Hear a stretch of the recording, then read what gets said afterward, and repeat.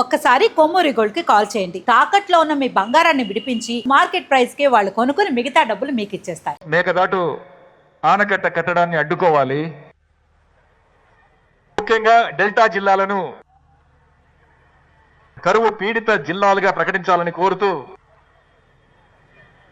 మన పార్టీ అధ్యక్షుల వారి ఆదేశాల మేరకు ప్రజా వ్యతిరేక డిఎంకే ప్రభుత్వానికి వ్యతిరేకంగా ఈ భారీ నిరసనను ఈరోజు తంజావూరులో చేస్తున్నాం. ఈ నిరసన కోసం పార్టీ సభ్యులు, మిత్రపక్షాలు, రైతులు ఈ ప్రభుత్వానికి వ్యతిరేకంగా భారీగా తరలివచ్చారు.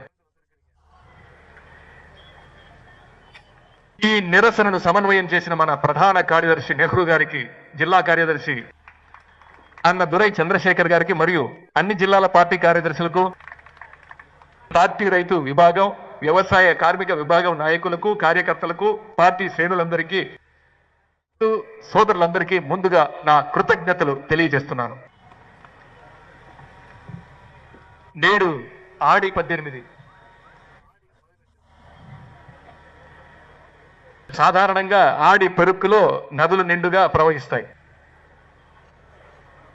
కానీ వచ్చే దారిలో చూస్తే కావేరీ డెల్టాలోని నదులన్నీ ఈరోజు ఎండిపోయి దాదాపు ఒక ఎడార్లా ఈరోజు కనిపిస్తున్నాయి.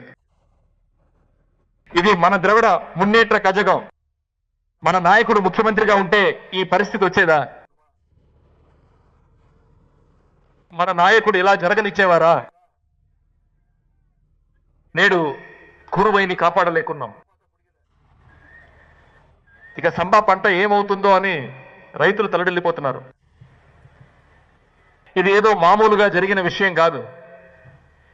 ఈ రోజు ఉన్నటువంటి ఒక అసమర్థుడైన డమ్మి ముఖ్యమంత్రి వల్లే ఈ రోజు ఈ పరిస్థితి వచ్చింది.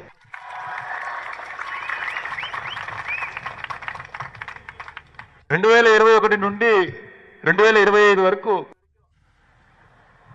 అప్పటి ముఖ్యమంత్రి మన పార్టీ నాయకుడు గారు ప్రతి సంవత్సరం సరిగ్గా జూన్ 12వ తేదీన మెట్టూరు డ్యాంను స్వయంగా వెళ్లి తెరిచారు.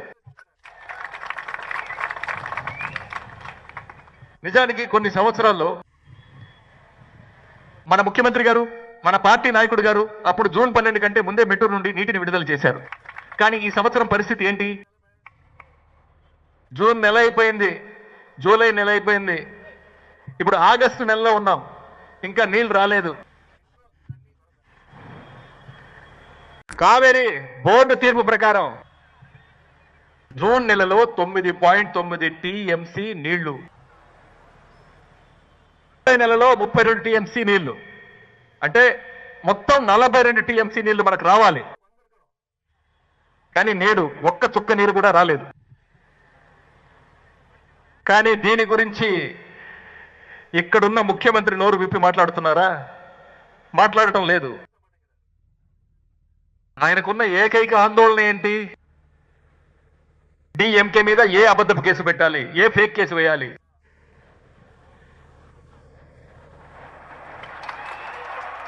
నీళ్ళు ఎక్కడి నుంచి రావాలో అక్కడి నుంచి రావాలి. కావేరీ గురించి అడిగితే ఇక్కడ తమిళనాడులో పాలన సాగించడానికి కాంగ్రెస్ సాయం కావాలి. అందుకే కర్ణాటక కాంగ్రెస్ ప్రభుత్వాన్ని ప్రశ్నించే ధైర్యం లేదు, ప్రశ్నించడానికే భయపడుతున్నారు. కేంద్ర ప్రభుత్వాన్ని ఎదిరిస్తే సమస్యల్ని భయం. ప్రభుత్వం ఏర్పడి 3 నెలలు అయింది. ఇప్పటి వరకు ఆయన నోటి నుండి రైలును ఆపి మధ్యలోనే వాళ్ళని దించేసి మళ్ళీ తమిళనాడుకు వెళ్ళిపోమని చెప్పారు. దీన్ని ఖండిస్తూ మా నాయకుడు స్టేట్మెంట్ ఇచ్చారు. అన్ని ప్రతిపక్ష పార్టీలు కూడా స్టేట్మెంట్ ఇచ్చాయి. దీనిపై సీఎం ఎందుకు నోరు విప్పరు? మహారాష్ట్రలో జరుగుతోంది బీజేపీ పాలన. వాళ్ళని ఎదిరించి మాట్లాడే సత్తా గాని ధైర్యం గాని ఇక్కడ ఉన్న ముఖ్యమంత్రికి లేదు. రైతుల హక్కుల కంటే ముఖ్యమంత్రికి తన స్వార్థం, తన పదవిని ఎలాగైనా కాపాడుకోవాలనే ఆ స్వార్థమే చాలా ముఖ్యం.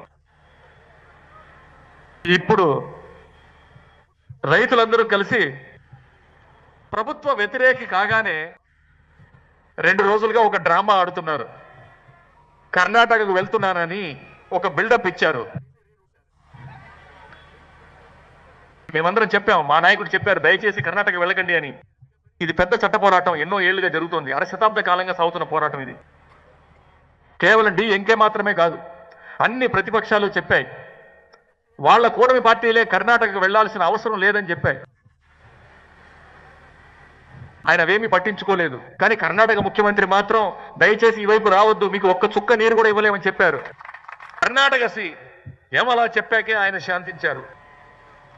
ఈయన కర్ణాటక సీఎంని కలవడం పక్కన పెడితే ముందు మన ఊరి రైతులను మీరు కలిశారా? వాళ్ళ కోరికలను ఏమైనా విన్నారా? ముందుగా మన రైతులందరినీ పిలిపించి వాళ్ళ కోరికలను వినాల్సింది. కానీ ఈ ముఖ్యమంత్రి ఆ పని చేయలేదు.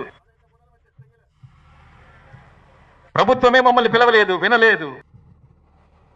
మేమే వచ్చి ముఖ్యమంత్రిని కలిసి మాట్లాడతామని రైతులు కోట వైపు వెళ్ళారు.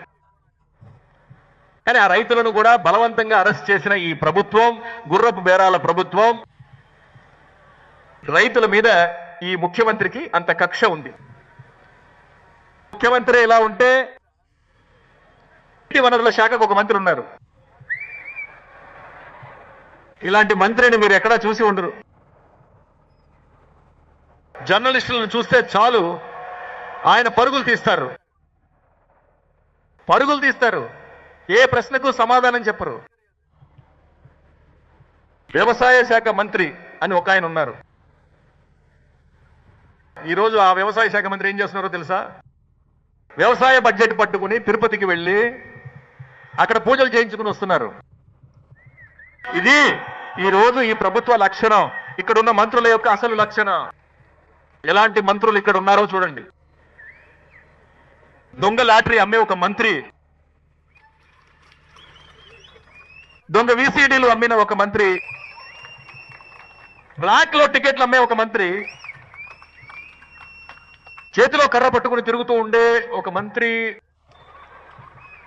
వీటన్నిటికీ మించి ఒక డ్రగ్స్ మంత్రి. తమిళనాడులో ఈ ప్రభుత్వం మొత్తం క్యాబినెట్ అంతా ఒక జోకర్ల గుంపులా ఎలా తయారైందో చూడండి.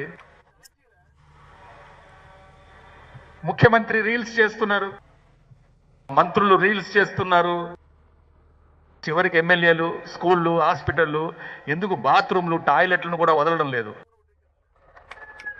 లోపలికి వెళ్ళి రీల్స్ చేస్తున్నారు. గత 2 రోజులుగా మీరు చూసే ఉంటారు, ఇద్దరు మంత్రులు తమ జిల్లాల్లోని స్కూళ్లకు వెళ్ళి అక్కడ పిల్లలందరినీ బయటకు రమ్మని చెప్పి వాళ్ళ పార్టీ పేరుతో నినాదాలు చేయించి దాన్ని రీల్స్ తీసి పెడుతున్నారు. ఇంత దారుణమైన ప్రభుత్వాన్ని తమిళనాడు ఎప్పుడు చూడలేదు. నెల టీవీ న్యూస్ లో మీరు చూసే ఉంటారు, తెన్కాశి దగ్గర ఒక వరి కొనుగోలు కేంద్రంలో వరి బస్తాలన్నీ తగలబడిపోతున్నాయి.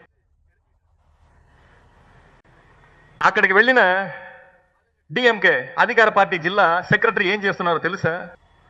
4 కెమెరాలు తీసుకెళ్లి సెట్ చేసి, షూట్ చేసి, బ్యాక్గ్రౌండ్ మ్యూజిక్ వేసి రీల్స్ పెడుతున్నారు. ఇలా రీల్స్ చేసే ప్రభుత్వాన్ని తమిళనాడు కాదు, ఇండియా కూడా ఎప్పుడూ చూడలేదు. మంత్రులే కాదు, వాళ్ళ చుట్టాలు, అన్నదమ్ములు అందరు కలిసి ఇన్స్పెక్షన్కి వెళ్తున్నారు. గవర్నమెంట్ ఆఫీసర్లకి అర్థం కావట్లేదు ఎవరు మినిస్టరో ఎవరు ఎమ్మెల్యేనో, ఎంకి కూడా తెలియట్లేదు. ఈ గవర్నమెంట్కి రీల్స్ పిచ్చి ఆ రేంజ్లో ముదిరిపోయింది. ఇవాళ రైతులు కన్నీళ్లు పెడుతుంటే మంత్రులు ఏం చేస్తున్నారో తెలుసా? సినిమా థియేటర్లో సినిమాలు చూస్తూ కన్నీళ్లు పెడుతున్నారు. అంతేకాదు, తమిళనాడు 15 రోజుల పాటు రోజుకి 3500 క్యూసెక్కుల నీళ్లు, అంటే సుమారు 4 టీఎంసీల నీళ్లు వదలాలని కావేరీ రెగ్యులేటరీ కమిటీ ఆర్డర్ వేసింది. దాని ప్రకారం చూస్తే మన గత 2 నెలల్లో 42 టీఎంసీల నీరు రావాలి, కానీ కేవలం 4 టీఎంసీలే ఇవ్వాలని ఆర్డర్ వేశారు. అది కూడా వదలలేమని కర్ణాటక ముఖ్యమంత్రి గారు ఆర్డర్ వేశారు. వీటి గురించి ఈ పాలకులకు అస్సలు ఏమాత్రం చింత లేదు. పాలకులకు చింత లేదు, కానీ ద్రవిడ మున్నేట్ర కజగం మౌనంగా ఉంటుందా? అందుకే ఈరోజు మన రైతు సోదరుల కోసం ప్రజాక్షేత్రంలో ఈ పోరాటం చేసినట్టే ఈ రోజు సుప్రీంకోర్టులో కూడా ద్రవిడ మున్నేట్ర కజగం మన నాయకుడు న్యాయ పోరాటాన్ని మొదలుపెట్టారు.